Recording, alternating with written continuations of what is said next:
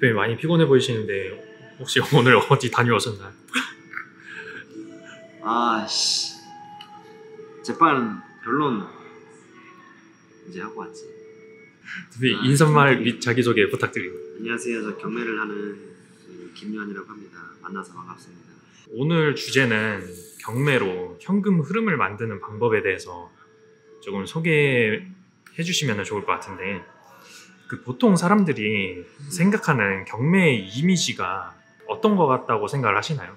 경매 이미지? 일반 사람들이 생각할 때? 네. 일반 사람이 어떻게 생각할 때보다 먼저 얘기하고 싶은 건 내가 경매를 어떻게 생각했느냐, 그거부터 먼저 얘기해볼게. 경매 시장을 알기 전에 관심도 없었던 시절에 경매라는 내용을 들었을 때 경매가 뭔지도 몰랐고,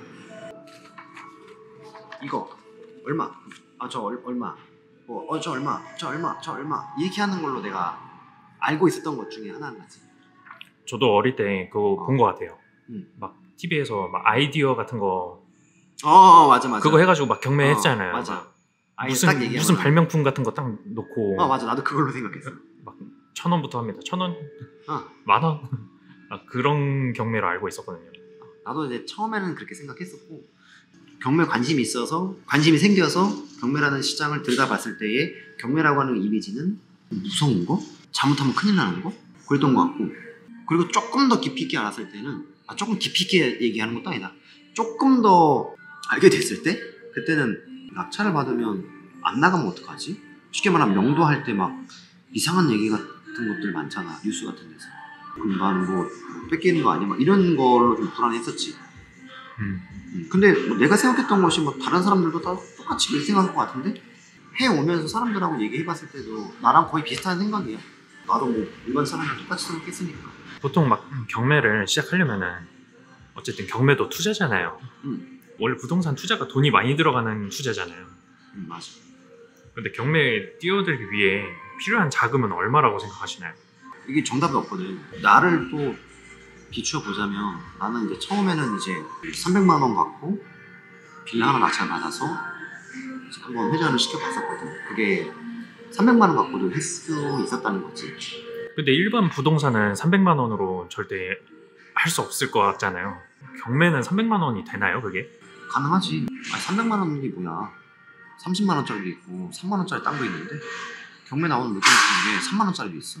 3만 원짜리요? 2만 원짜리도 있고 1만 원짜리도 있어.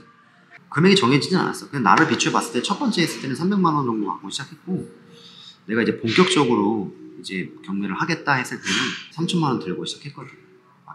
내가 여태까지 모았던 돈, 그리고 전세금을 빼가지고, 전세 뺐을 때 3,800이 있었거든. 빼서 시작했을 때 3천만 원 갖고 시작했고, 본격적으로 했을 때. 지금 내가 이렇게 봤을 때 투자금에 대해서 제한이 많으면 많을수록 좋지. 근데 얼마를 들고 시작해야 된다, 그건 없어. 나 얼마 전에 낙찰 받은 것도 200만 원짜리잖아. 1억인데. 한정을 짓기보다 하려고 하는 마음 자체가 먼저 첫 번째가 아닐까? 물론 돈도 많으면 좋지. 돈이 많아도 물건 볼 줄 모르고 아무거나 막 입찰해서 막 하면 돈 잃겠지. 그러니까 돈이 많건 적건을 떠나서 잘 활용할 수 있게끔 하는 게 중요하겠지. 그러면 그 현금 흐름을 만들기 위해서 경매 투자로는 어떤 방법을 쓰는 게 가장 좋을까요? 투자금을 확보하는 게 첫 번째인 것 같은데, 경제생활을 하고 있는 사람 같은 경우는 월급을 받든지 사업을 해서 자영업을 해서 돈을 벌고 있다든지 그런 내용이 있을 거 아니야. 그리고 돈이 확보됐을 거고, 하고 있는 그 일들은 놓치면 안 된다고 생각해. 무조건 처음에 그렇게 해야 돼. 그러니까 직장을 그만두고 하겠다, 이거 안 돼. 그러니까 왜냐면 돈이라는 관점에서 봤을 때 돈이 꾸준하게 어딘가에 안정적으로 나온다는 것은 되게 사람의 마음을 안정감 있게 만들어주거든. 만약에 내가 직장을 이제 그만두고 내가 하겠다 싶어가지고 거기에 다 들어가잖아? 그럼 사람이 조급해져. 더군다나 경매라는 거는 입찰한다 해서 다 낙찰받는 게 아니잖아. 또 낙찰받았다고 해가지고 무조건 빨리 해결되나? 또 그것도 아니잖아. 내가 이만큼 현재 지금 벌고 있는 게 있는데 고정지출이 이만큼 나가. 그럼 이만큼은 적어도 캐시플로우로 막을 수 있다. 내가 창출했던 그 캐시플로우에서 막을 수 있다라고 한다면, 아니 소비 지출을 줄여가지고서라도 하면 좋겠지. 그러면 당장 그 현금 흐름을 만들 수 있는 방법이 있다면은? 어떤 게 있을까요? 흔히 말하는 월세 세팅이나 그런 게 될까요? 여기 되게 중요한 건데 입문하신 분들은 대출이 별로 없을 거란 말이야. 대출이 지금 잘 안 나온단 말이야. 일회성 혹은 이회성에 있어서 대출을 잘 받아야 돼. 캐시플로우를 만들고 싶다라고 하면 상업용 쪽으로 낙찰을 받았으면 좋겠어. 문제가 없는 상업용 부동산. 근데 지금 금리도 세단 말이야. 지금 금리가 5% 6% 이렇게 막 하는데 상가 임차 맞춰가지고 5% 6% 받는 것도 거의 또이또이 된단 말이야. 그래서 싸게 낙찰을 받아야 되고 싸게 낙찰을 받는다는 것은 굉장히 좋은 물건이 나타나는 확률이 좀 적기는 하지. 그래서 후면이나 어떤 좀 B급에 있는 물건들 싸게 낙찰을 받아서 담보 잘 끌어가지고 월세를 좀 많이 받을 수 있는 그런 형태의 물건을 찾는 것이 지금 입장에서는 좋아. 옛날 같은 경우는 조그마한 소형 아파트, 소형 뭐 빌라 같은 거 낙찰받아서 대출을 뭐 80%까지 끌어가지고 이걸로 1개 받고 2개 받고 3개 받고 4개 받고 하면서 계속 확장이 가능했단 말이야. 대출이 많이 막 자유롭게 나올 때는. 근데 지금 같은 경우는 대출이 없대. 한 번 주택 있는 사람도 그냥 2번째, 3번째 나오기 어렵지? 그럼 이전에는 그 레버리지 활용을 되게 많이 했잖아요, 사람들이. 엄청 했지.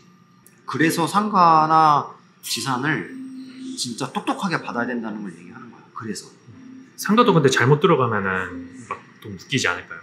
당연하지. 상가는 진짜 잘 봐야 돼.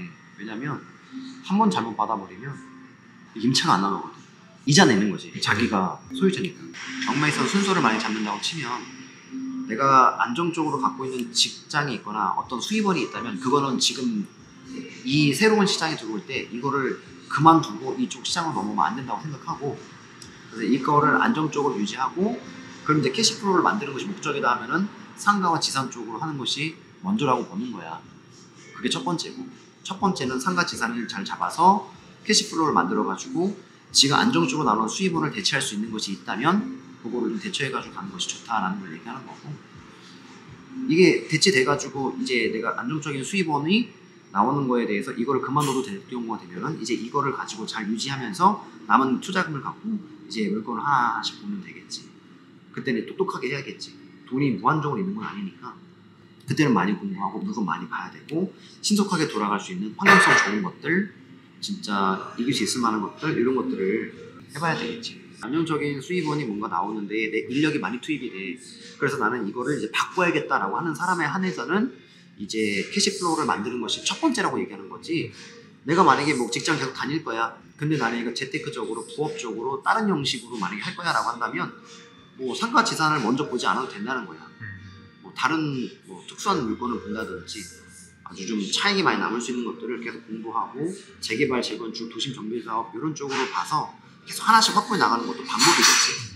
내가 얘기했던 것은 언제나 플로우를 만들어 가는 데 있어서 목적이 뭐냐 이랬을 때 그 사람이 나는 지금 안정적으로 나오는 거에 내 인력이 많이 투입이 되기 때문에 인력을 빼서 내가 더 공부해가지고 이제 자산을 확보할 거야 라고 했을 때는 첫 번째 단계가 뭐냐, 인력을 회사 다니거나 뭐 사업을 하거나 해가지고 인력 들어가는 걸 빼야 된다는 거야.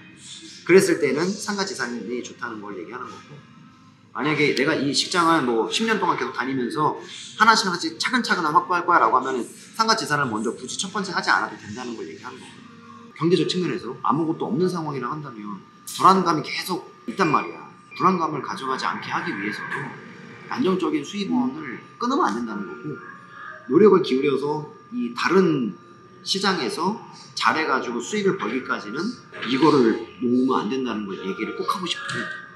근데 이게 되게 중요한 말이다. 왜냐면 이거에 대해서 생각하고 있는 사람들이 되게 많거든. 내가 이 시장을 하게 되면 나는 이제 이거로 승부를 볼 수 있다 막 이렇게 생각하면서 하는데 이거 되게 중요한 말이야. 안정적으로 수입원을 갖고 있으면 이거를 포기해버리고 여기에 그냥 올인해버리겠다 하면은 안 된다는 것이 되게 중요한 부분 중에 하나라고 생각하고, 만약 캐시플로우에 대해서 내가 목적을 잡고 있다 라고 하면 상가 지산 쪽으로 조금 굵직하게 들어가는 것이 현 시기에서는 맞는 방법일 거라고 생각하고, 그게 어느 정도 확보가 됐다면 두 번째로 넘어갔을 때 물건은 특수 물건이거나 대출을 받지 않아도 완납할 수 있는 작은 물건들을 진행해 나가면서 하는 것이 어떨까 생각을 하면서 정리하면, 자기 안정적인 캐시플로우가 있다면 끊지 말아라. 캐시플로우를 만들 때는 상가 지산이 좋다. 그 다음 물건은 이제 돈을 좀 쪼개가지고 내 돈 다 넣고 생각하고 대출 받지 못할 거 생각하고 진행해라. 오늘 얘기하고 싶은 거에 대한 마무리 이렇게 끝. 구독, 좋아요, 알림 설정 해주셔서 그냥 이게 듣고 해주시면 나름대로 도움이 될 수 있을 거라고 생각합니다. 고맙습니다.